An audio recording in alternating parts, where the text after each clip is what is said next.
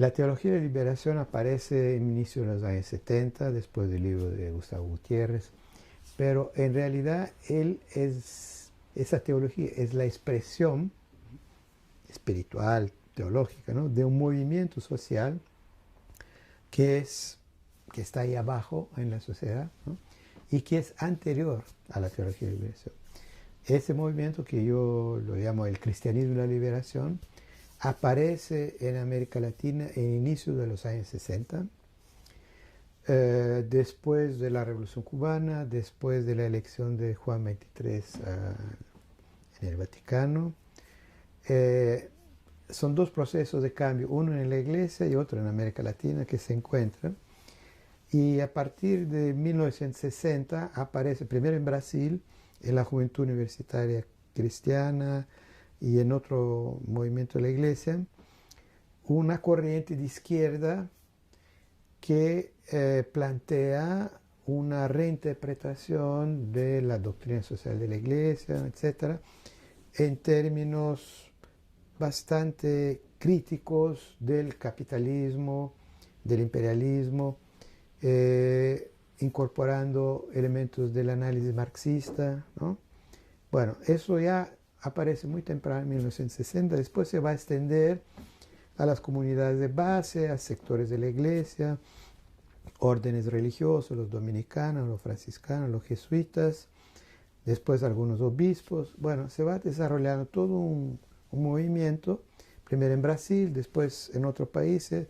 En Colombia hay Camilo Torres, que incluso va a participar en la guerrilla, donde muere, ¿no? Y bien, todo eso, después de la conferencia de Medellín, de los obispos latinoamericanos, que adopta resoluciones bastante avanzadas. Entonces, todo un movimiento de la iglesia, pero también en movimientos sociales, las pastorales populares, las comunidades de base, con proyecciones en movimientos sociales y políticos, y finalmente viene la teología de liberación, ¿no?, como expresión de ese movimiento que sigue, ¿no? Entonces, la teología de la liberación es un poco la punta del iceberg, ¿no?, y ahí abajo está ese movimiento social en que hay centenas de miles o quizás millones de gentes participando, ¿no? Bueno, y ese movimiento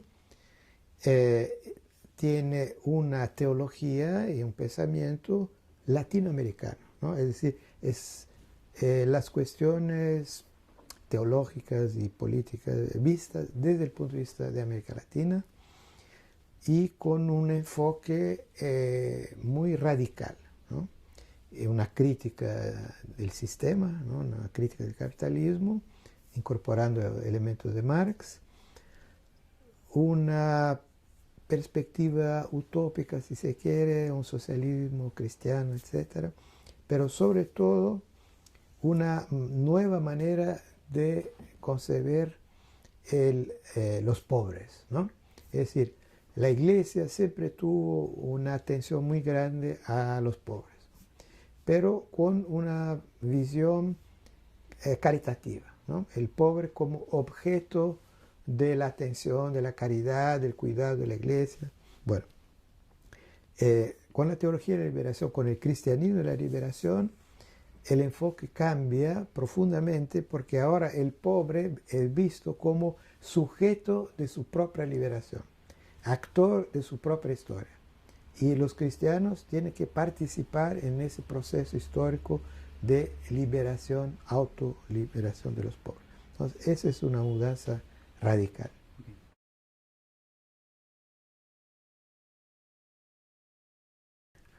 Bueno, en primer lugar es la opción prioritaria por los pobres, ¿no? Es decir, ver a la sociedad, la historia, la política, la economía, todo desde el punto de vista de los pobres, ¿no? Pero los pobres como sujeto histórico, ¿no? Es lo que yo decía, ¿no? Bueno, después hay la pregunta, bueno, hay una frase famosa de Dom Helder Câmara, famoso obispo, después cardenal brasileño, que decía: en cuanto yo insistía que debemos ayudar a los pobres, la gente, la prensa, etc., decían que yo era un santo. El día en que yo pregunté, pero ¿por qué hay tanta pobreza? Dijeron que yo era un comunista, ¿no? Bueno, entonces, eso fue decir, en un cierto momento plantean por qué hay tanta pobreza, ¿no? No es una cosa natural, ¿no? Y no es por culpa de los pobres. Entonces hay que buscar una explicación. Y la explicación la encontraron en el marxismo, ¿no? Que explica que la pobreza resulta de la lógica del sistema capitalista dependiente en América Latina, tipo de desarrollo en que se profundizan las desigualdades sociales y en que la mayoría de la población está condenada a la pobreza, ¿no? Entonces, ese es otro elemento fundamental, ¿no? Y bueno, una reflexión teológica en la cual ya no se separa el espiritual del material, ¿no? El divino y el histórico, el político y el religioso, ¿no? Se busca la unidad, ¿no? Es una visión monista, si se quiere, ¿no? Y es una visión que se inspira en el Evangelio cristiano, obviamente, pero también mucho en el Antiguo Testamento, ¿no? En los profetas bíblicos, en sus discursos, sus oraciones en contra de la injusticia social, en el paradigma del éxodo, ¿no? Es decir, cómo los esclavos israelitas en Egipto se levantaron, se rebelaron en contra de la esclavitud, en contra del faraón, y salieron en una larga caminada hacia la tierra prometida, ¿no? Es un tema teológico que vuelve. Bueno, entonces es una renovación profunda de la teología cristiana, católica, partiendo obviamente de la tradición, del Evangelio, etcétera, de la Biblia, pero dándole una nueva interpretación.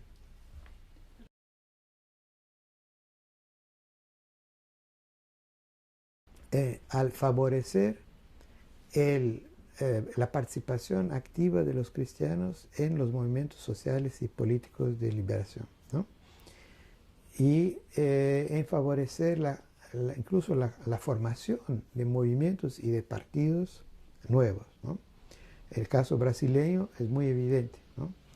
En las comunidades eclesiales de base, las pastorales populares, pastoral obrera, pastoral de la tierra, etc., tuvieron un papel fundamental en la formación del Partido de los Trabajadores, de la Central Única de los Trabajadores y del Movimiento de los Trabajadores Rurales Sin Tierra, el MST, ¿no?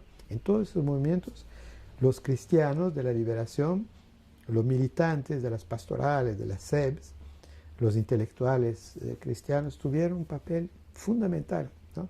Esos partidos y movimientos no hubieran existido sin esa participación masiva de decenas, quizás centenas de miles de cristianos, ¿no?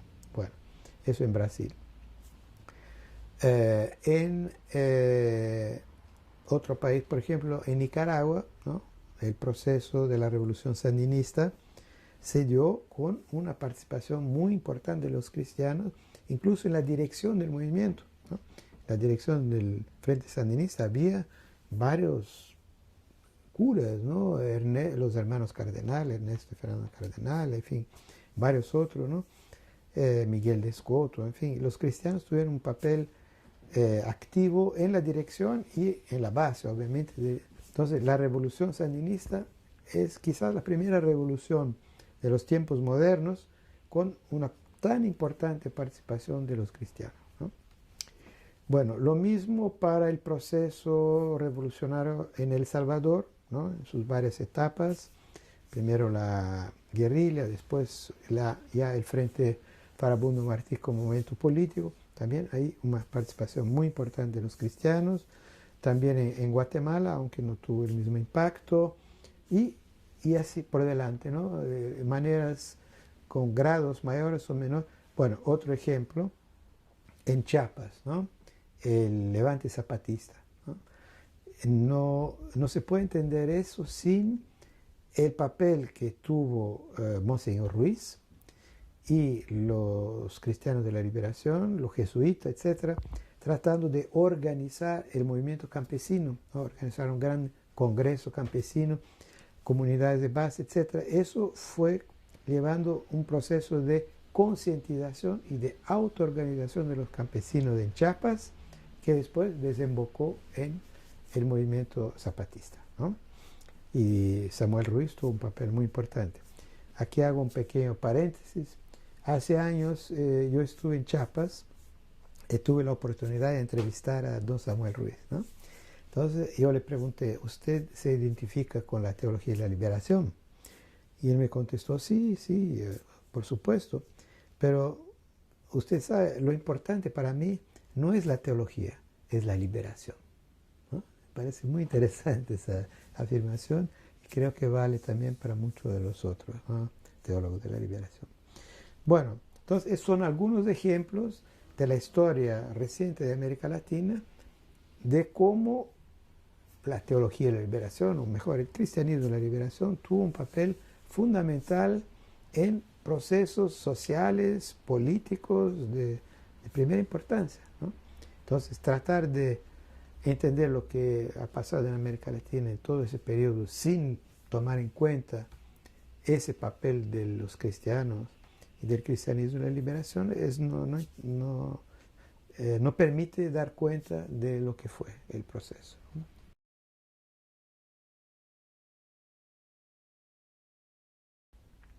Porque, primero, por una razón muy sencilla, es que el pueblo, ¿no?, y los pobres en América Latina son religiosos, ¿no?, son creyentes.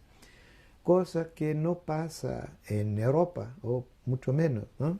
Es decir, hubo un proceso de alejamiento de la religión, de la iglesia, en Europa, ¿no? En todos los países de Europa, incluso los países más católicos, ¿no? Sobre todo las clases populares, la clase obrera, ¿no? Bueno, no, ese proceso de secularización muy avanzado no hubo en América Latina, o mucho menos, ¿no? Entonces, el pueblo es cristiano, ¿no?, sus varias formas, ¿no?, predominantemente católico. Lo que no impide que haya otras religiones afroamericanas, indígenas, etcétera, ¿no?, pero muchas veces mezcladas con el cristianismo. Bueno, entonces es previsible que cuando el pueblo se levanta, ¿no?, la religión está presente. Y eso viene de lejos, ¿no? La Revolución Mexicana, por ejemplo, la gente salía con la Virgen de Guadalupe, ¿no? Bueno, entonces es parte de la historia de América Latina. Pero eso se está dando mucho más a partir de los años 60, cuando surge un movimiento que es a la vez político y religioso, social, político, social y religioso, que es el cristianismo de la liberación, ¿no? Entonces, con el cristianismo de la liberación, esta combinación entre lo político y lo religioso gana una proyección mucho mayor, ¿no? Mucho mayor, porque entonces aparece un actor político-religioso, socio-religioso, que va a tener, como he tratado de enfatizar, un papel determinante, ¿no? Entonces creo que sí, obviamente la religión siempre estuvo presente en la historia política de América Latina, muchas veces del lado conservador, evidentemente. A partir de los años 60 pasa a estar presente en el campo de las luchas de liberación, ¿no? Entonces, eso es algo, un factor nuevo, ¿no?, de cierta medida.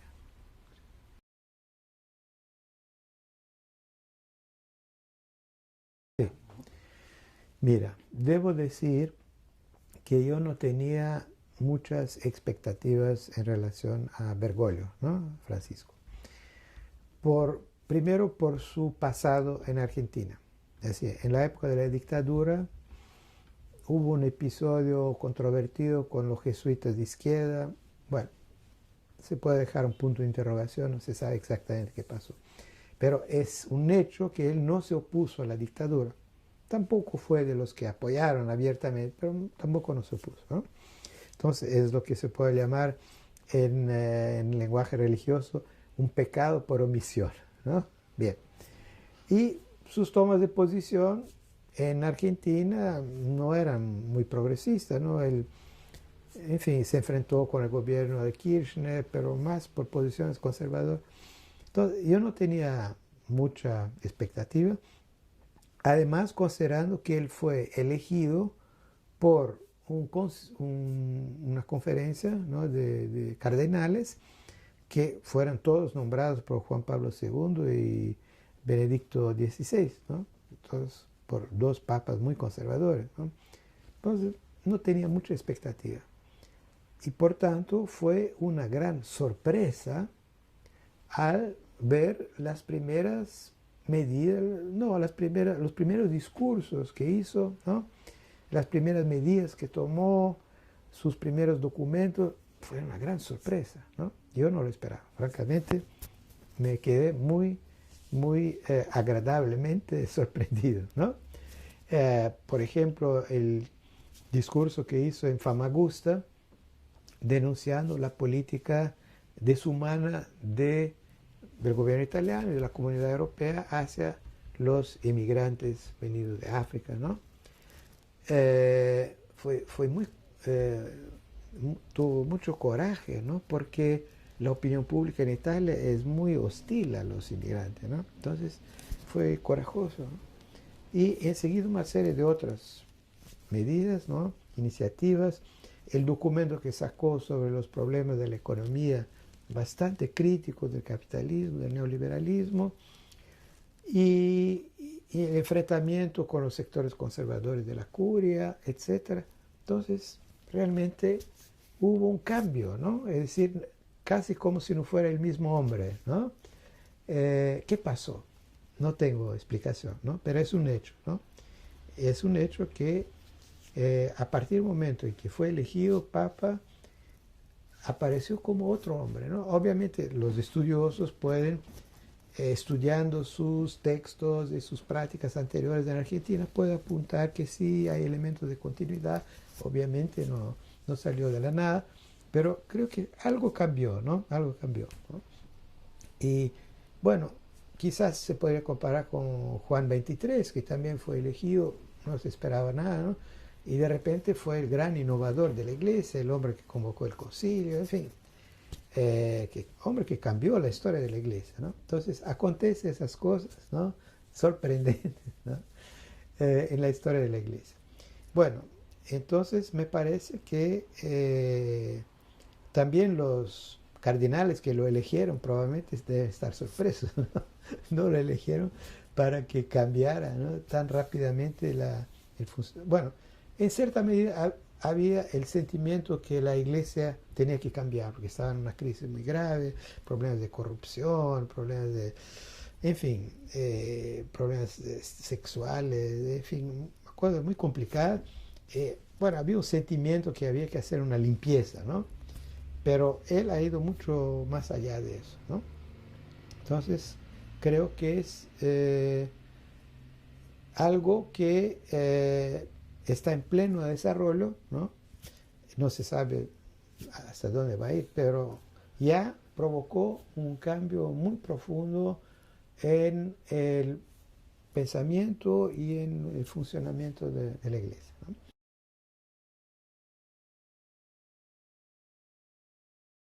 Se ha anunciado muchas veces la muerte de la teología de liberación, ¿no? En los medios de comunicación, los periodistas, el mismo Papa Juan Pablo II, etc. Claro, a ellos les gustaría, ¿no?, que desapareciera. Entonces, vuelta y media, no sé si, pero ya, ahora sí, ya murió la teología. Bueno, primera equivocación, después que cayó el muro de Berlín, se dijo, bueno, ahora se acabó la teología de liberación. La teología de liberación no tenía nada que ver con el muro de Berlín, o con la Unión Soviética, o con el llamado socialismo real. Nunca fue una referencia para ellos, ¿no? Contrariamente a los partidos comunistas tradicionales, ellos nunca se refirieron a la Unión Soviética o a Polonia, qué sé yo, como su, digamos, gran paradigma, etc. No venía de ahí su inspiración, ¿no? Mucho más impacto tuvo, eso sí, la derrota de los sandinistas en Nicaragua, en 1990. Eso sí, tuvo un impacto muy duro, ¿no? En el cristianismo de la liberación. Ahora, como dice, creo, Frei Beto, cayó el muro de Berlín, muy bien, formidable, pero el muro del dinero que separa a los pobres de los ricos, ese no cayó, ¿no? Por eso tenemos que seguir, ¿no?, en la lucha. Entonces, ahora, lo que pasa es que Juan Pablo II y en menor medida también Benedicto XVI han hecho todo lo posible para deslegitimar a la teología de liberación al nivel teológico, ¿no?, con las directivas del Vaticano, etc. Pero eso tuvo poco impacto, ¿no? Porque, bueno, en la iglesia hay una tradición que dice así: Roma locuta, causa finita. Es decir, cuando Roma habla, el Papa, el Vaticano, la discusión se acabó. Pero Roma habló criticando la teología de liberación, pero la discusión no acabó. Los teólogos contestaron a Roma, ¿no?, a Ratzinger, ¿no?, y siguieron, ¿no? Entonces, ahí la cosa no funcionó, ¿no?, para el Vaticano. Ahora, lo que sí tuvo mucho impacto es el nombramiento de obispos conservadores, ¿no? Es decir, cuando el Papa nombra en lugar de don Neuder Cámara un obispo ultraconservador que inmediatamente desactivó a las pastorales populares, deslegitimó a las comunidades de base, echó a los teólogos de liberación fuera del diócesis, etc. Claro, eso fue un debilitamiento, ¿no? Y uno de los resultados de eso es que en la medida en que se deslegitimó a las comunidades de base, en medida en que perdieron parte de su influencia, ganaron las iglesias neopentecostales, ¿no?, evangélicas, ¿no?, que ocuparon ese espacio, ¿no? Ahora, asimismo, claro, hay que ver, hay mucha diferencia en uno de los países, ¿no?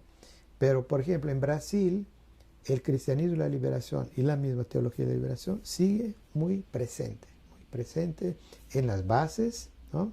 Cada año hay una conferencia de las comunidades de base con miles de delegados, un gran evento religioso y político, social, y los teólogos siguen escribiendo, publicando, Leonardo Boff, Frei Beto, varios otros, ¿no?, y tienen mucha influencia, ¿no?, influencia teológica, religiosa, social y política, ¿no?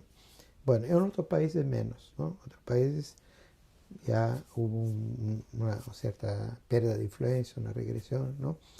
Bien, entonces depende del contexto, ¿no? Pero de una manera general, eso de que la teología de liberación se acabó, etcétera, francamente no corresponde a la realidad. Lo que hubo también fue una innovación, ¿no?, una apertura a temas, cuestiones nuevas, ¿no?, la cuestión de la mujer, la cuestión de los indígenas, la cuestión de ecuménica de otras religiones populares, ¿no?, como los afro-brasileños, por ejemplo, y la cuestión ecológica, ¿no?, muy importante, ¿no? Entonces, varios de los teólogos de liberación le están dando importancia muy grande a la cuestión ecológica, a las luchas ecológicas, y algunos se han interesado por el ecosocialismo, ¿no?, como Frei Beto, ¿no? El mismo Leonardo Boff, con algunas reservas, ¿no?, también. Y Leonardo Boff es de los más activos en esa reformulación, digamos, ecológica de la teología de la liberación, ¿no? Ahora, yo creo que con el nuevo Papa, con Papa Francisco, se va a crear una nueva coyuntura en la Iglesia más favorable a la teología de liberación, ¿no? Porque, bueno, Gustavo Gutiérrez fue invitado a venir al Vaticano, fue recibido, el proceso de beatificación de Monseñor Romero en El Salvador se ha reabierto, ¿no? Varios señales que indican un cambio de la actitud del Vaticano hacia la teología de la liberación. Entonces, eso probablemente le va a crear condiciones más favorables para un resurgimiento más importante de la teología de la liberación en América Latina.